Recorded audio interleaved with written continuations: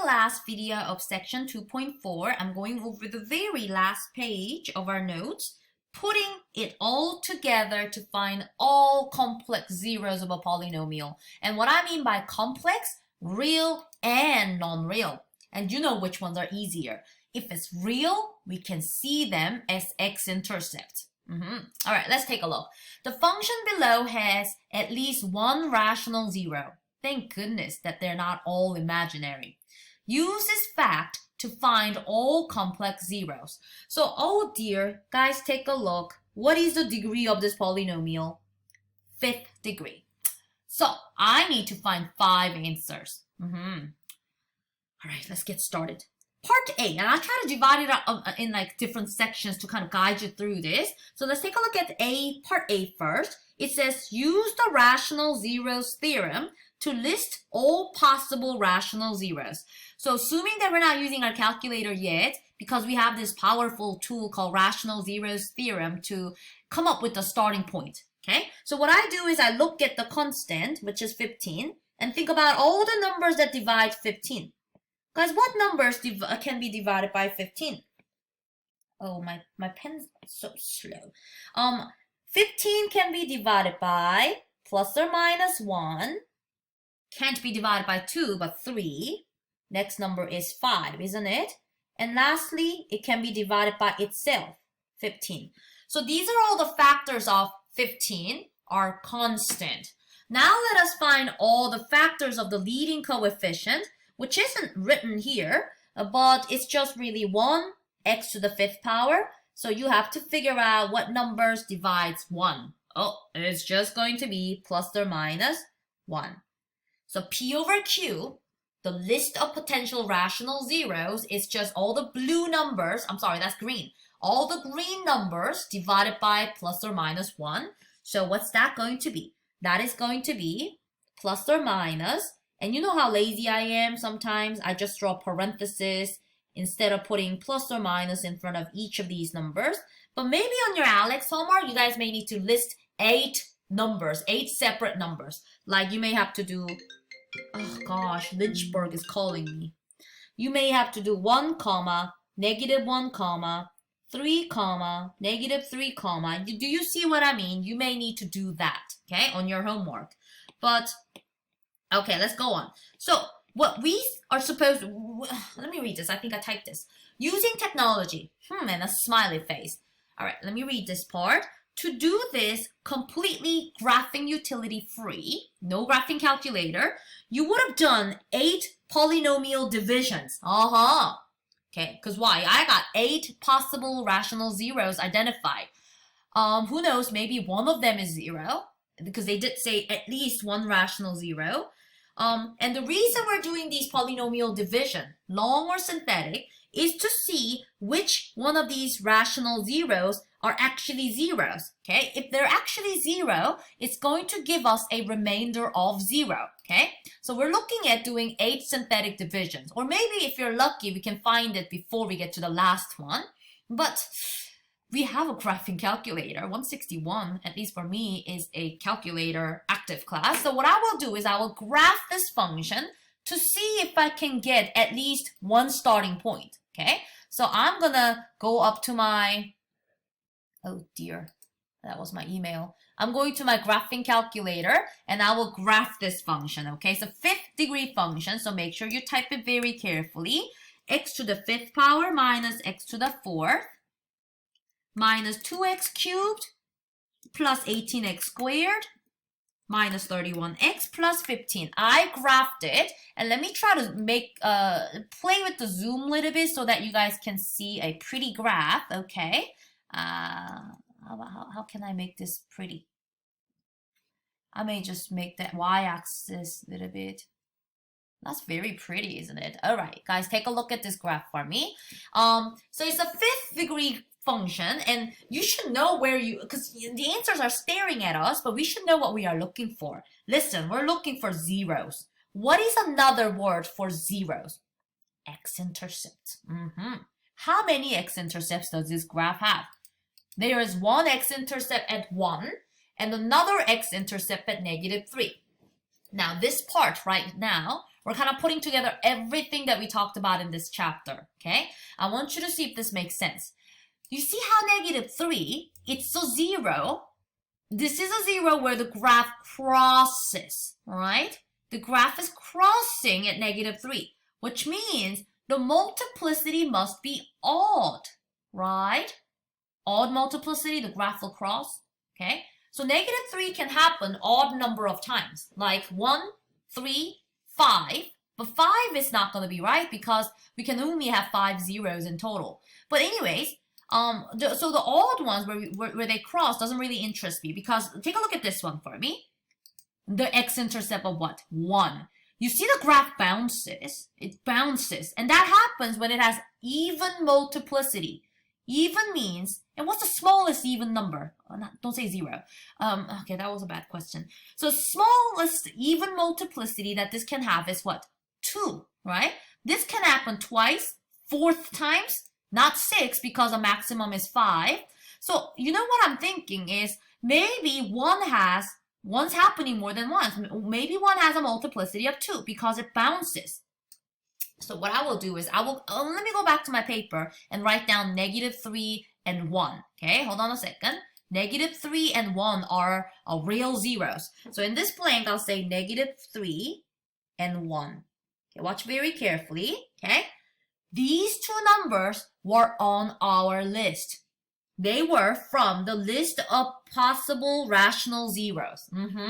So if I perform a synthetic division with negative 3 and 1, I will be able to see that the remainders are 0. Okay, so I'm going to part C now. I wonder if this is still recording. Yes, it is still recording. All right, take a look.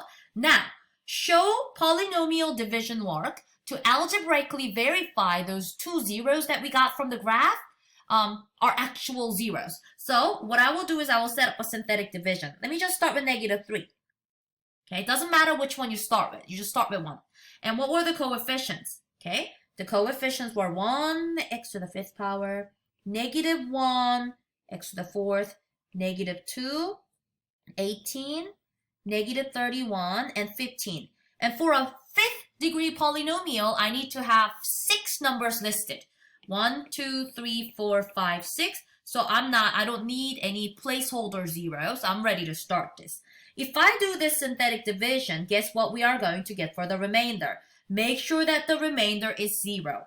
1, negative 3, and negative 4. And at this point in lesson, I know you got synthetic division. So I'm just going to go through this really fast because you guys know how to do this. And if I do synthetic division, do you guys notice that the remainder is 0? Awesome. Okay, now what I will do is this.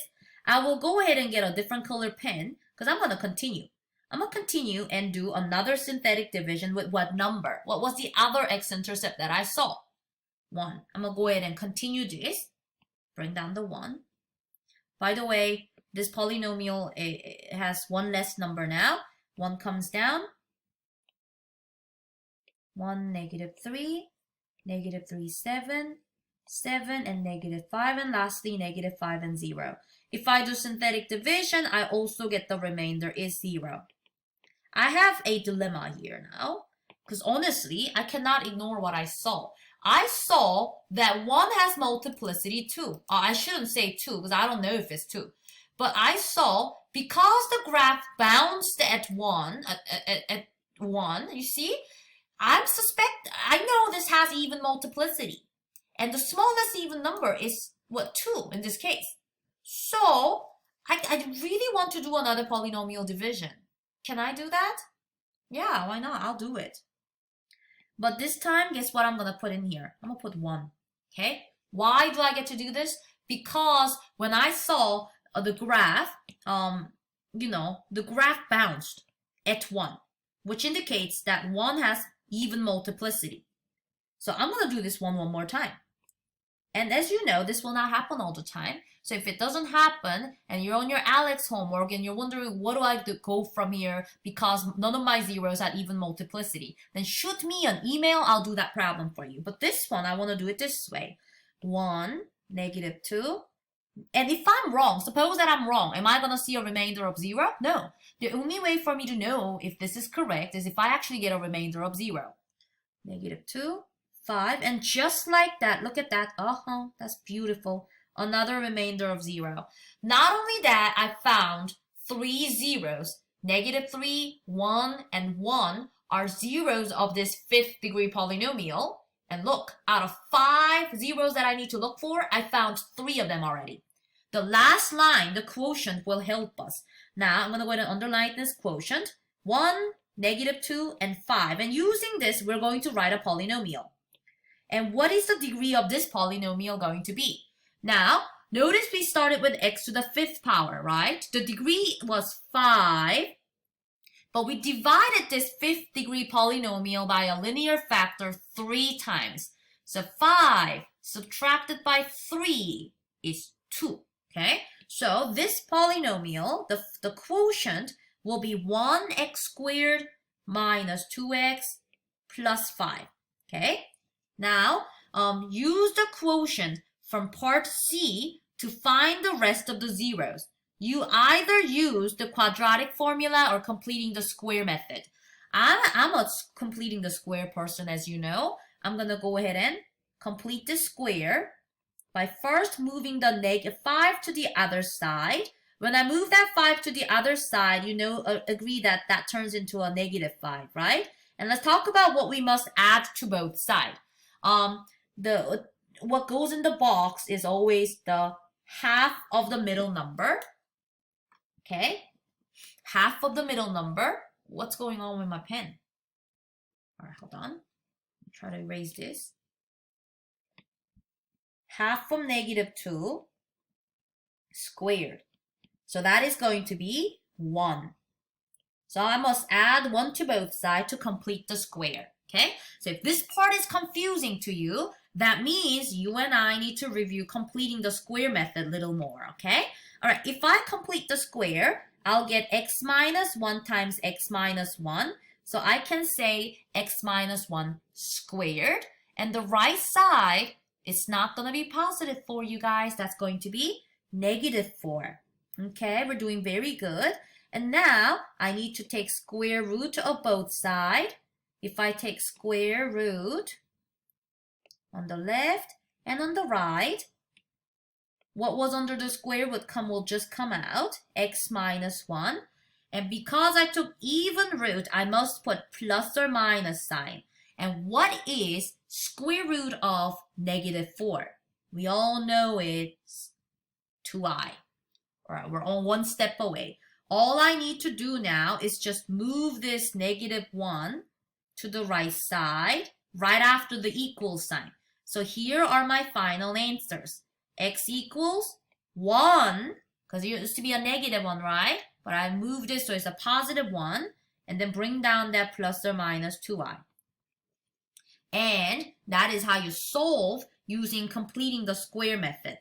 Now, I need some room, so let me make this a little bit smaller. So we found 2 imaginary zeros. Let me go ahead and say these are 2 non-real zeros. Okay? We needed to find 5 zeros. Why? Hold on, let me zoom out and show you. Because remember, the original function was x to the 5th power. So I need 5 answers, right? Now, we found 3 real zeros. -3, 1, and 1. So that was 3. And we just found 2 more non-real zeros. So guess what? 3 plus 2 is 5. We found all of it. So let me go ahead and write all the zeros in these blanks over here, okay? So the first zero was, that we read from the graph, is -3. And what was the second one? I believe it was 1. But what I will say is 1 has multiplicity 2. Okay? Because I was able to divide that polynomial or do the synthetic division twice with that same number 1. And both times the remainder came out to be 0. That's why I get to say 1 has multiplicity 2. Now, I have other blanks. let's go ahead and write down the non-real zeros here that we just found. The first one is 1 plus 2i, and I'll say the other one is 1 minus 2i. There we have it. We found all the zeros. Now, going from zeros to factor form, and that is the last step right here. If 0 is -3, factored is x minus -3, therefore x plus 3. There's my first factor. Next one. Next one will be x minus 1, but because this one has multiplicity 2, write that is squared. Now let's do the harder ones, the imaginary zeros. I need bigger parentheses and do x minus, and you know it's always x minus, and you put that imaginary 0 in there. Parentheses 1 plus 2i, but make sure to close 2 parentheses because we have 2 of them open so far. All right, and then the very last one. I open another big parenthesis and do x minus, open a parenthesis, 1 minus 2i. And I know math way will only break down a polynomial into a linear and quadratic sometimes. So a lot of students who just submit linear times quadratic, I know that you did not watch this lesson, okay? So I want you to please try these problems because I think I put a couple on your first test, but that concludes section 2.4, okay?